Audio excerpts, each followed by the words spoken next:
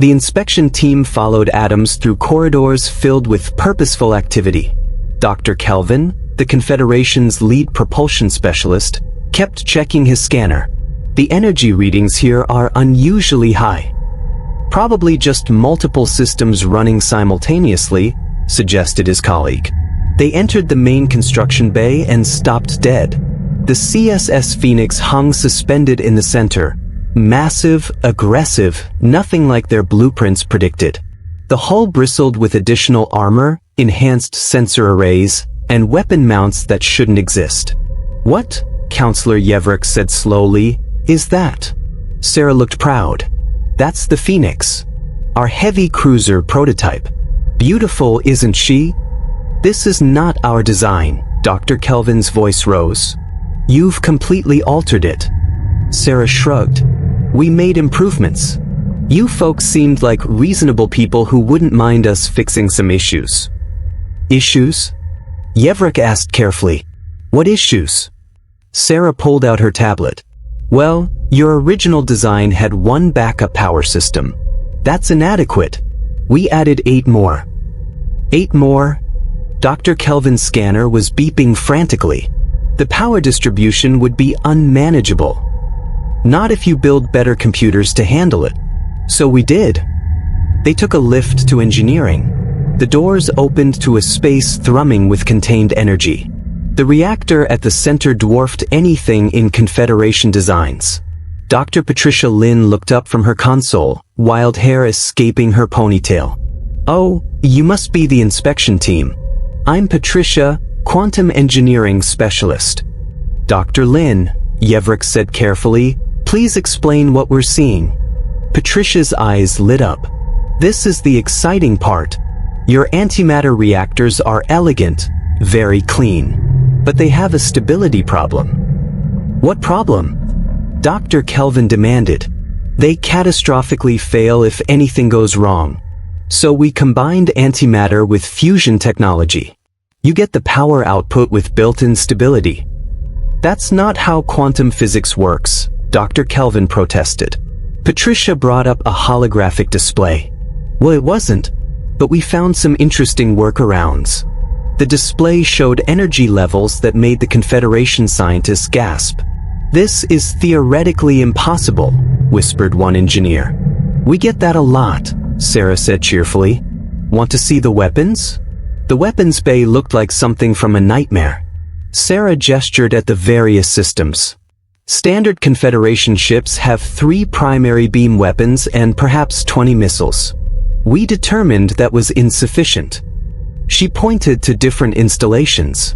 "We've got beam arrays, pulse weapons, plasma projectors, kinetic cannons, and this special system we call the Starbreaker." "Starbreaker?" Yevrik asked weakly. "It won't actually break a star. Probably. But it'll definitely ruin someone's century." Dr. Kelvin was scanning frantically. "The power requirements would overload your reactor." "That's why we have 9 backup power systems," Patricia said, appearing beside them.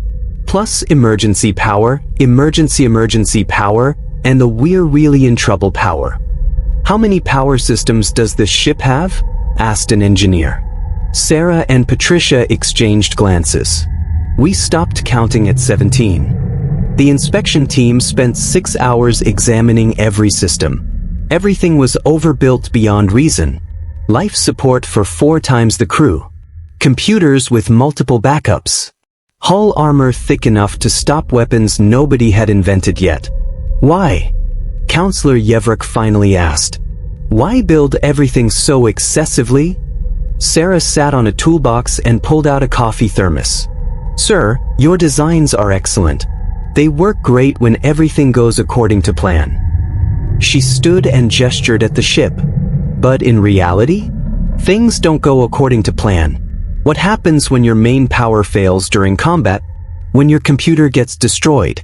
When your life support takes damage and 300 people need to breathe? Confederation ships are built to be efficient. Human ships are built to keep functioning when everything else has failed. Patricia nodded. We call it redundant redundancy. If one system fails, backup. If that fails, back up to the backup. If that fails, back up to the backup to the backup? The engineer asked. Exactly. And if that fails, you improvise. As the inspection team prepared to leave, Counselor Yevruk pulled Commander West aside. Commander, how many ships like this are you constructing? Ryan considered. This class? About 30. But we have 6 other classes in various stages. 6 classes. Well, the Phoenix is a heavy cruiser.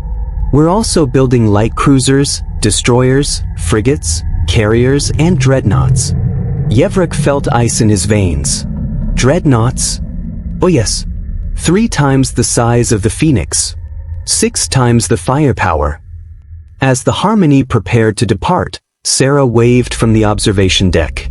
Dr. Kelvin was still staring at his scanner. These readings, they violate every principle we know. Nothing about this makes sense, muttered the engineer. Yevruk looked back at the human facility. Through the windows, dozens of impossible ships were taking form. Set course for Proxima Station, he ordered. Maximum speed. Should I file a priority report? Yevruk thought about ships that shouldn't work but did. Humans who treated physical laws like suggestions. File an emergency report. Wake the full assembly. We need to discuss this immediately. 3 months later, humanity's ambassador stood before the Galactic Assembly. Ambassador Catherine Moore sipped her coffee while 63 species argued about human ship construction.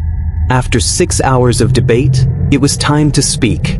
Counselor Yevruk addressed the chamber. The evidence is clear. Humanity has violated every standard we provided. Science Director Korn from the research colonies added, our models show human ships should explode upon activation.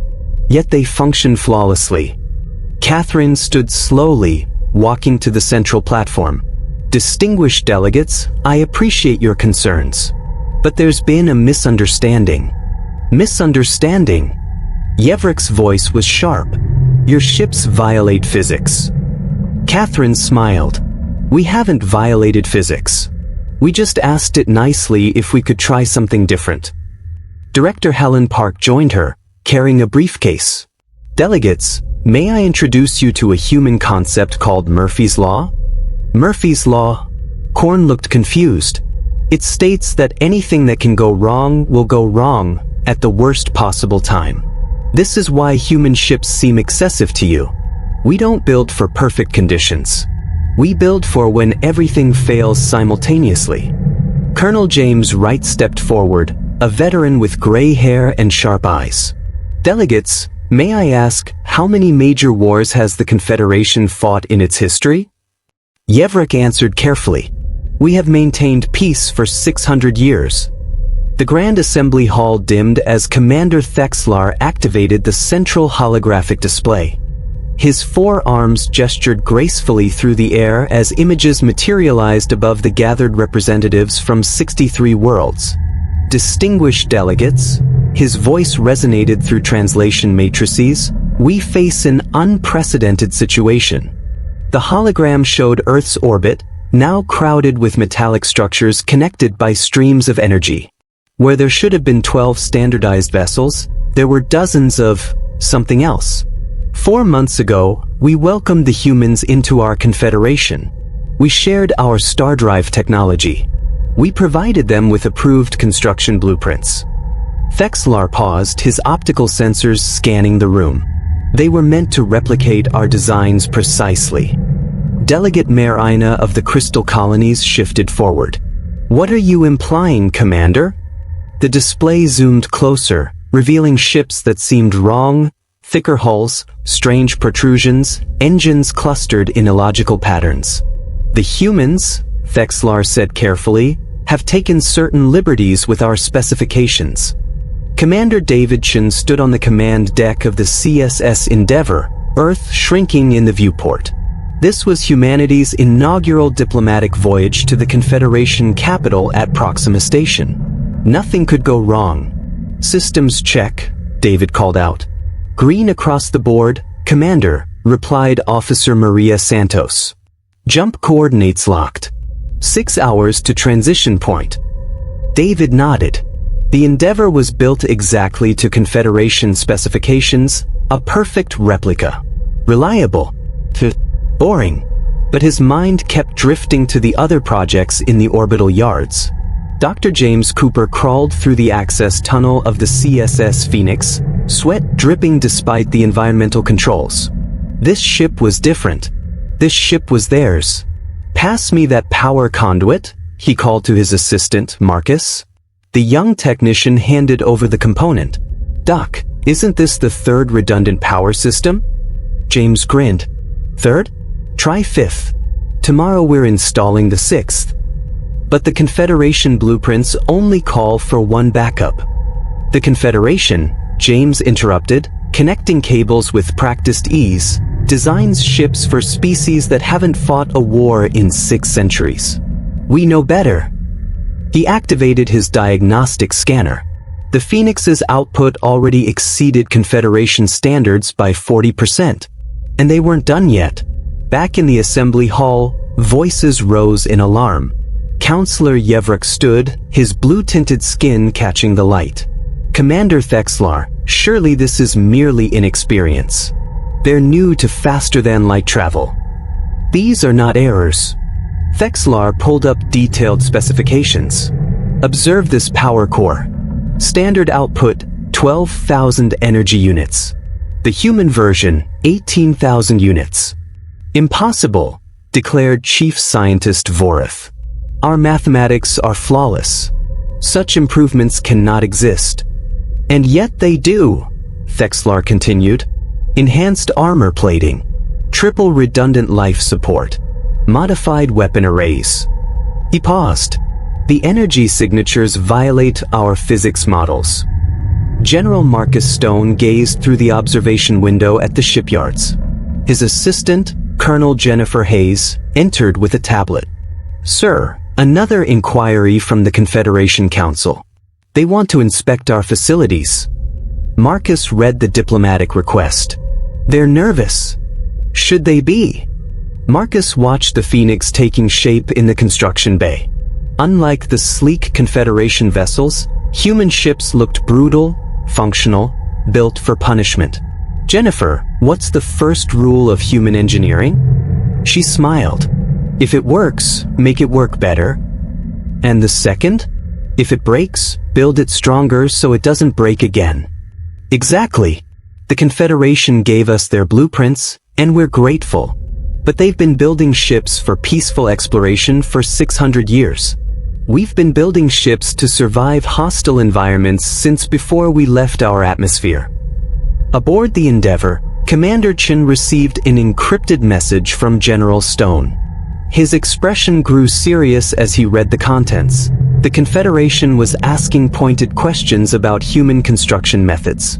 "Officer Santos, send a reply. Tell them our projects proceed according to plan." "Yes, sir." "Should I mention we're being monitored?" David glanced at his sensors. For Confederation scout ships had been tracking them since departure, poorly concealed. "No need. I'm sure it's just routine observation." Dr. Cooper stood before the Phoenix's main reactor, a hybrid system combining Confederation antimatter technology with human fusion engineering. It hummed with barely contained power. Marcus, initialize the reactor. Full power test. All the way up? All the way up. The hum intensified as energy coursed through the ship systems. Cooper watched the readouts with satisfaction. Clean, efficient, and powerful beyond anything the Confederation had achieved. "Doc," Marcus stared at his instruments. "We're showing 50% over specifications. This can't be right." "It's right. The Confederation builds for optimal conditions. We build for when everything goes sideways." Distinguished delegates, in 4 months, humanity has begun construction of 73 vessels. Each exceeds our design parameters. Each operates beyond our safety margins. He paused. "According to our intelligence, each one functions perfectly." Chaos erupted in the chamber. Some demanded immediate intervention. Others counseled patience. A few suggested perhaps humanity should share their innovations. Counselor Merrick raised his hand for silence. Commander Thexlar, what is your recommendation? I recommend, Thexlar replied, we discover what the humans are doing before the situation escalates beyond our control. The CSS Harmony, a Confederation inspection vessel, docked with precision at Earth's orbital station Gamma. Counselor Yevrek stepped through the airlock with a team of the galaxy's finest engineers. Commander Thexlar concluded his presentation with a final holographic image, Earth's orbit swarming with impossible ships. They expected minor violations. Some paperwork, perhaps a few citations. Commander Ryan West greeted them, uniform crisp and smile welcoming. Counselor, welcome to Earth orbit. We're honored by your visit. Yevrek nodded politely, his gaze sweeping the bay. Everything appeared normal, clean, organized, efficient. Thank you, Commander. We hope this will be brief. Of course, Chief Engineer Adams will provide the tour. Sarah Adams stepped forward, her hands marked with calluses and grease. Pleasure to meet you. Fair warning, we've been running 20-hour shifts to meet deadlines. Main ones. We have 6 more for emergencies, plus the absolute last resort reactor we're not supposed to mention. The Confederation engaged first. Admiral Thexlar led his fleet in a defensive pattern, using superior technology and coordination. For the first hour, it worked.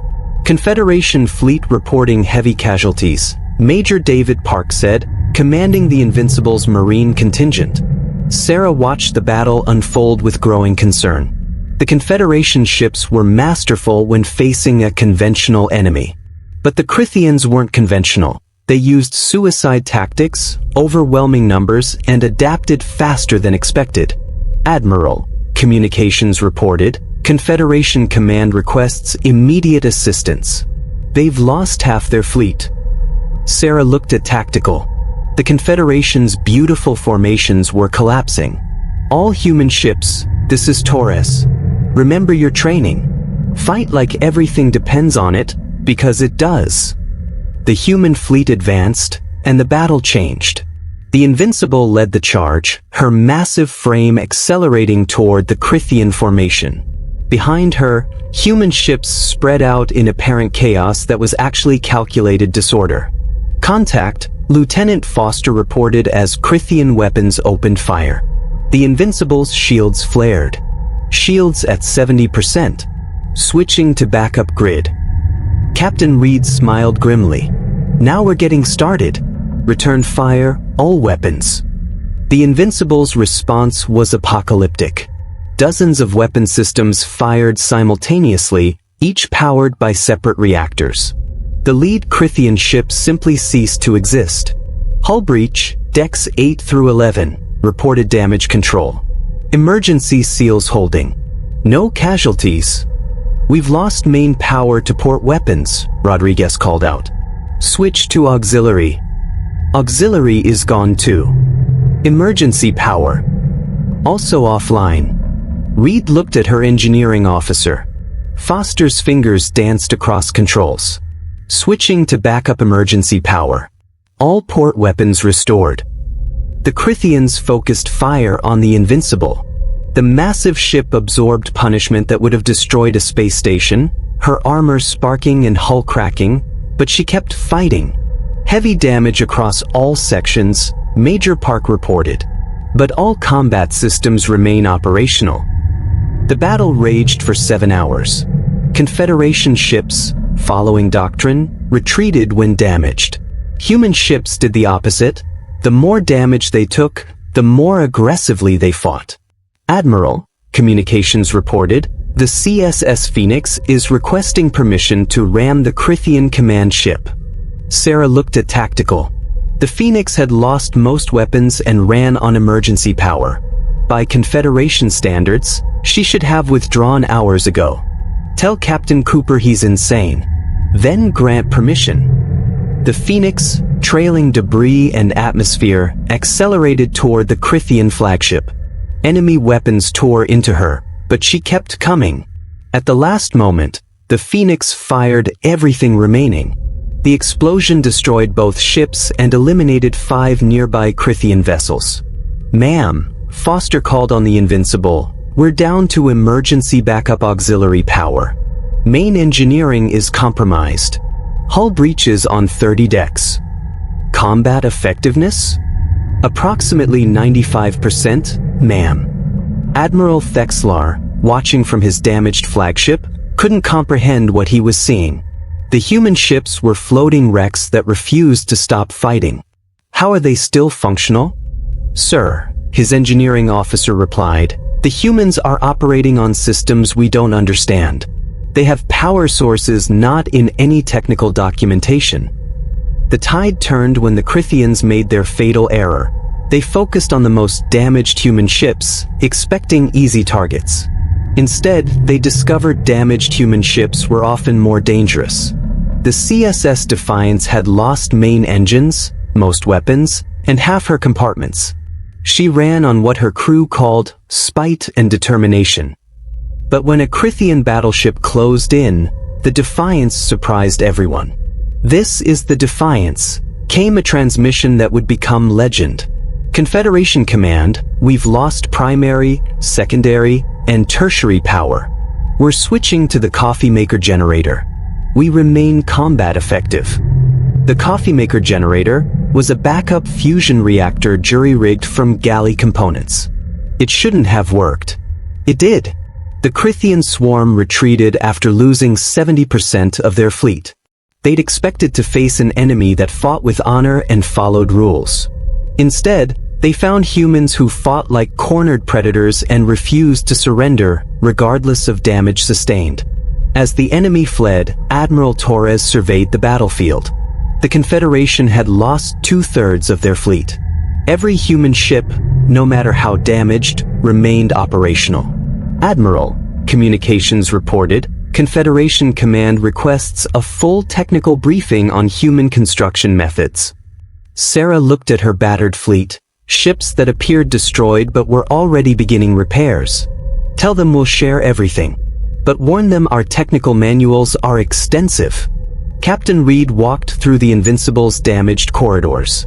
Despite taking enough damage to destroy a small moon, the ship remained fully operational. "Captain," Chief Foster called, "we've got the main reactor back online. Also found the backup life support system working perfectly."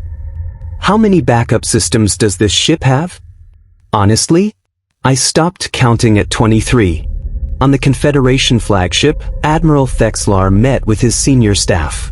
"Sir," his chief engineer reported, "we've analyzed human ship performance. They continued fighting with damage that should have been catastrophic." "How?" "Redundancy beyond anything we imagined. When their main reactor failed, backup reactors. When those failed, emergency reactors. When those failed, they had what one human engineer described as the reactor we don't talk about in polite company." 6 months later, Confederation shipyards began retooling. The new ships looked different, bulkier, less elegant, but far more resilient. Ambassador Moore stood before the assembly one final time. "Distinguished delegates, humanity didn't join your confederation to change it. We joined to protect it. Your 6 centuries of peace are precious. We intend to help you maintain them by building ships that can survive the galaxy's worst nightmares." Counselor Yevrik stood. "Ambassador Moore, your people have taught us something important. Elegance has its place, but survival requires different thinking." Catherine smiled. "Counselor, we learned long ago, hope for the best, but build for the worst. It's kept us alive this long." Through the observation windows, hybrid ships, combining Confederation elegance with human resilience, moved through space. A new generation of vessels built by species learning from each other. The galaxy had survived its trial by fire, and it had learned that sometimes the best engineering isn't the most elegant, it's the kind that works when everything else fails.